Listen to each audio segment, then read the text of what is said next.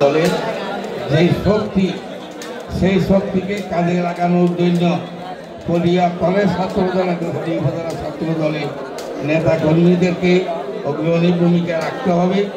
বিগত 16 বছর স্বৈরাচারী শেখ হাসিনার কারণে বাংলাদেশ জাতীয় ছাত্র দল কোনো কার্যক্রম করতে পারে নাই।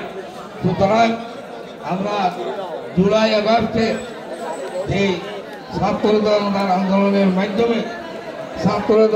আন্দোলনের মাধ্যমে যে নতুন বাংলাদেশ আমরা পেয়েছি, এই নতুন বাংলাদেশে ছাত্র দলকে নতুনভাবে ঢেলে সাজাইয়া আন্দোলনের মাধ্যমে ছাত্রদেরকে অগ্রণী ভূমিকা রাখতে হবে।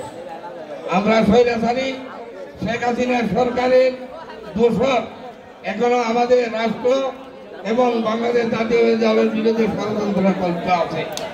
সেই ষড়যন্ত্রকে দুলিশাত করার জন্য, নস্যাৎ করার জন্য জাতীয়তাবাদী ছাত্র দলের অগ্রণী ভূমিকা রাখতে হবে। প্রিয় ভাইরা, আপনারা জানেন একটি শক্তি বলে যে জুলাই আগস্ট নাকি তাদের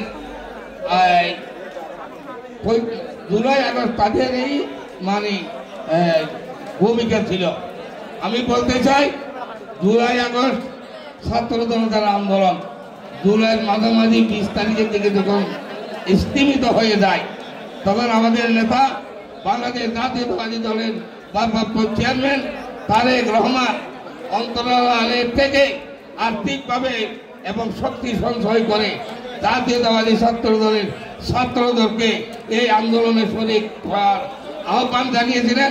তার আহ্বানে সাড়া দিয়ে জাতীয়তাবাদী ছাত্র দল এবং আমার নেতা তারেক রহমানের নেতৃত্বে জুলাই আগস্টের যেই অভ্যুত্থান, এই অভ্যুত্থানের সফল সমাপ্তি, এটার মূল কারিগর হল জনাব তারেক রহমান এবং আমাদের নেতা নির্দেশে জাতীয়তাবাদী ছাত্র দলের ছাত্ররাই আজকে এখানে জুলাই আগস্টের আন্দোলনের মাধ্যমে নতুন যে বাংলাদেশ আমরা পেরে আছি, স্বৈরাচার মুক্ত এই বাংলাদেশে আমরা ছাত্র দলের নেতৃত্বে আমাদের দেশকে সামনের দিকে এগিয়ে নিয়ে যাব।